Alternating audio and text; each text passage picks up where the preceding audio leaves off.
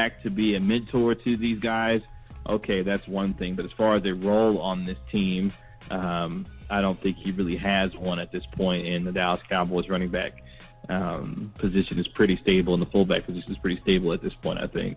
Yeah, I think I'm actually for it. I think you need some insurance. I like Alfred Morris, but I think that would boost morale even more with the Cowboys, and I think it would actually be a smart business move more than it is really about him playing. And also, he'll have to swallow some pride, of course, to come here, which I don't think he's going to do it, because especially the way he left. But Tyler, yes or no on DeMarco Murray coming back? Yeah, I definitely take him back. Just for DeMarco had excellent character off the field. Zeke needs somebody in that running back locker room to really keep him in check. He can probably teach Zeke a little bit more stuff than a running back coach can, because he ran behind that O-line and was very successful at one particular point. So I would definitely, honestly, you should have never left in the first place, but True. That was Jerry and his excellent decision-making. So I'll definitely take DeMarco back, man. Yeah. I think they need to consider it, definitely. Jelani says no need to get DeMarco with Rod Smith. Rod Smith. Yeah, I think Rod Smith had a great year. And DeMarco Murray did visit the Lions, so I don't know why he didn't sign there. He was in the building, so I don't know what happened. Angry Black Man, come on, man. Your comments. Round of applause for all of your comments today. Just superb. I'll give you the comments of the day. He says, Dollars, him and Rick Pitino are battling for the Crypt Keeper and Pale Vampire look. I'm assuming he's probably talking about Jerry, which Jerry's getting there. Al Davis, though, had that look. Rest in peace to Al Davis, but he had that look down pat. He was truly the Crypt Keeper. I'm sure it was earring having a look at him. So, also, well, the signings that we made, obviously we talked about Cameron Fleming, we talked about Alan Hearns. We made a trade for Jameis Olawale, and we traded picks. Now, we already had Keith Smith. We really didn't need to make a trade, so I don't understand this at all. Also, not to mention, he's going to his former coach, which is the special teams coach that was here, went to Oakland, I believe. I can't remember his name right now. Can't remember his name. But to me, this trade was dumb. I guess they wanted to make a move to say that they did something, but there's 50,000 fullbacks out there. Like this one guy. I know it was a low round pick, but this one guy to me is not going to completely change your team. I think you had good relationship with Keith Smith while he was here. But give me your thoughts, you guys, on this trade. Was it dumb? Was it smart? Jameis Olawale was here at some point in time in 2012. But Tyler, start with you. Yeah, that's all a part about that Dak-friendly offense. He's really a pass-catching fullback more than a blocking fullback. So it's giving Dallas an ability to have someone else come out of the backfield and catch a pass. I wasn't a big fan of giving up a draft pick for a fullback. You could have just drafted one in the 6th or 7th round. But they were in need of one. They lost one, so I get it. I just don't agree with it. Yeah, I'm 100% there with you. And go ahead, Kevin. Yeah, minimum salary player, only going to be earning $1.5 million this year. So a guy you could get on the cheap, and his contract will come off the books at the end of this year. So an opportunity to create cap space again. So as Tyler mentioned, this offense is about giving Dak what he needs and his ability to get the ball out quickly to pass catching backs, and whether it be the running back, the fullback, or the two moves of doom when it comes to Jason Witten and his route running. It's all about getting Dak guys that can catch the football. But marginal move that will allow the Cowboys to free up cap space once the season is over with. So I'm sure he'll be just fine and find himself a role on this team. So yeah. So that was one of the moves. The other one, we signed Joe Thomas, and not the offensive not lineman. That Joe Thomas. Yeah, not that Joe Thomas. I wish it was. But the other Joe Thomas, the secondary Joe. He 26 years old, coming from the Packers. He's played 42 games with 8 starts, 99 tackles, 7 pass breakups in his career. His last great season was 2016 at 17 career tackles. So adding him on the team as depth, I'm okay with it. Is this going to completely change the defense? No. But it's bringing in someone that's already in the league. He's 26 years old. He's young. So I definitely get that. The other one, and then I'll go to you, Kevin, signing Deontay Thompson. He's 29 years old, had a decent last remaining of the games with Buffalo, 318 yards. He also started 7 games for 7 out of the last 8 games for Buffalo. 1 year, $2.5 million. Not a lot of money. This adds more wide receivers to the core, to this wide receiving core, and that brings up the question: is Terrence Williams gone? Because Bryce Butler, obviously, with his comments, he's not coming back. You still have Noah Brown. You still have Ryan Switzer. So at this point, you have 7 wide receivers. So what does this mean for Terrence Williams, and should we still keep him? So I'll start with you, Kevin. Talk about the 2 signings and what's your thoughts if we should keep Terrence Williams, or what does that mean for this wide receiver core? Yeah, Joe Thomas adds depth at the linebacker position. We saw Anthony Hitchens move on to sign with the Kansas City Chiefs.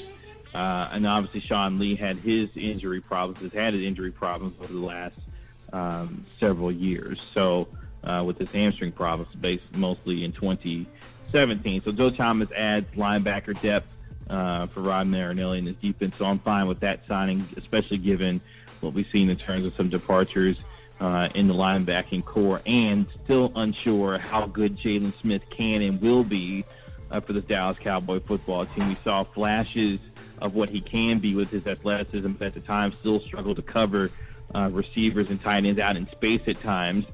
So a guy who's still learning the NFL game and getting himself 100% healthy going into the 2018 NFL season. The Deontay Thompson signing is interesting because if you don't include the Allen Hurns signing that the Cowboys just made, the Dallas Cowboys have $30 million wrapped up in their wide receiver core alone. When we talk about the 16.5 that Dez is owed this year, and then of course guys like a Terrence Williams and Ryan Switzer and Cole Beasley and others on this football team. The question is, who is going to be the odd man out? And Terrence Williams at times has been a decent number 2 receiver for the Dallas Cowboys football team, but has never really put together the kind of consistency that you would like to see from a guy who is a highly touted prospect coming out of Baylor University, had a good career there, but has never really put it together on a consistent basis for the Dallas Cowboys football team. I would like to see Noah Brown get a chance in a more expanded role going into the 2018 NFL season. This is a guy who's a big, physical, strong wide receiver out of Ohio State, a good football player that can play. And we've seen what his former teammate Michael Thomas is doing down there with the New Orleans Saints, a guy who's been a very good player for the Saints so far. And I would like to see Noah Brown get a chance to have an expanded role in this football team. Obviously, Cole Beasley isn't going anywhere. Ryan Switzer isn't going anywhere as the Cowboys return man in special teams, and has a chance to be a decent wide receiver for this football team. So if anybody has to go, I think Terrence Williams may find himself on the outside looking in, because he just simply hasn't been consistent enough to warrant him continuing to have a roster spot on this team. Now, obviously, if Dez Bryant decides to restructure his deal, there may be an opportunity for Terrence to stay on this roster. But if you're going to keep Dez Bryant moving forward, somebody's got to go. And I don't think Noah Brown goes, Cole Beasley doesn't go, and Ryan Switzer doesn't go. And obviously, you just brought in Deontay Thompson. So Yeah, I think Terrence Williams might be the odd man out when it comes to this wide receiver core for the Dallas Cowboys, though. Yeah, and me and my coworker, his name's Richard. We always laugh because he never remembers Terrence Williams' last name. He always says Terrence Newman or Terrence Jackson, which is funny because every Monday after a Cowboys game, when Terrence Williams has done something idiotic, dropping a pass, stepping out of bounds, getting excited over a 10-yard catch for a first down, we always laugh about that. But I think he's the odd man out. I don't think there's any other way to put it. Angry Black Man again, he says we can never get this time back in our life that we spent listening to this Cowboys talk. You can't, but I can tell you this: you have learned more today about these Cowboys than you've probably learned in your whole life. So take this information, maybe pass it on to your team. Maybe text the GM or something, let them know that you got the inside scoop. Because all three of us, we put in work for these Cowboys. We learn as much stuff as possible because it's our team. But you learned a lot today. So, I'll probably say take some notes, hand it over to your GM, and so you can be on top of what's going on. But Tyler, go ahead, talk about these signings. And is Terrence Williams the odd man out with this wide receiving core? Yeah, if you just break down all the receivers that we have, and it kind of falls on if Dez is going to take this pay cut or not. But Beasley's not going to go anywhere. That's the security blanket. They invested too much in Switzer, and he's our only special teams guy at this point. It's really up to Terrence Williams. He had all the opportunity in the world with the injuries to Dez to step it up and failed to do so. So it has to be Terrence as the odd man out. I think they're probably waiting until the draft and try to package him in a deal with one of those 10 draft picks that we have. But if Dez doesn't reconstruction, don't be surprised if Dez is the odd man out. Yeah, I think time will tell. I think once we get to the draft time, also with these after post June 1st releases that they talk about, I think that we could definitely see something happening there. Biggest question, says Jelani, is Jason Witten holding this team back? That is a great question. And I think yes. I think he is. I think his mentality, which it starts at the top. It starts at the very top, and his mentality is more about beat the person in front of you. We're going to everyone handle their own man. And that's, frankly, that does not win you games. Obviously, we know that. That mentality does not win you games.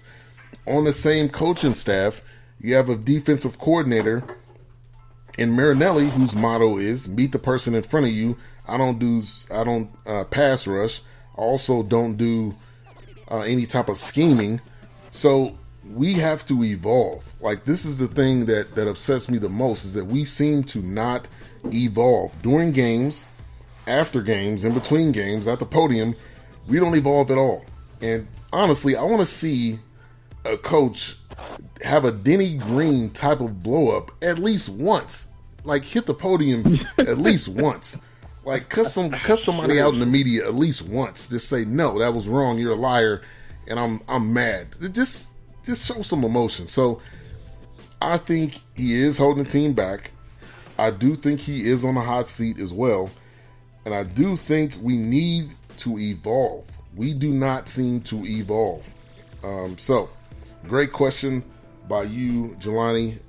Tyler, I think you did put a comment in the chat, or Kevin, you did. So, Kevin, what's your thoughts on Jason Garrett?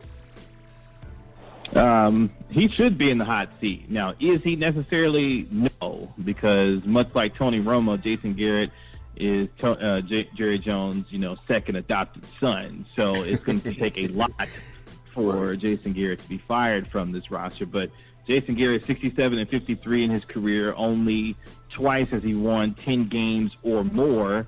And what's frustrating about Jason Garrett is the lack of creativity, it seems, on both sides of the football when it comes to the personnel that the Dallas Cowboys actually have. Because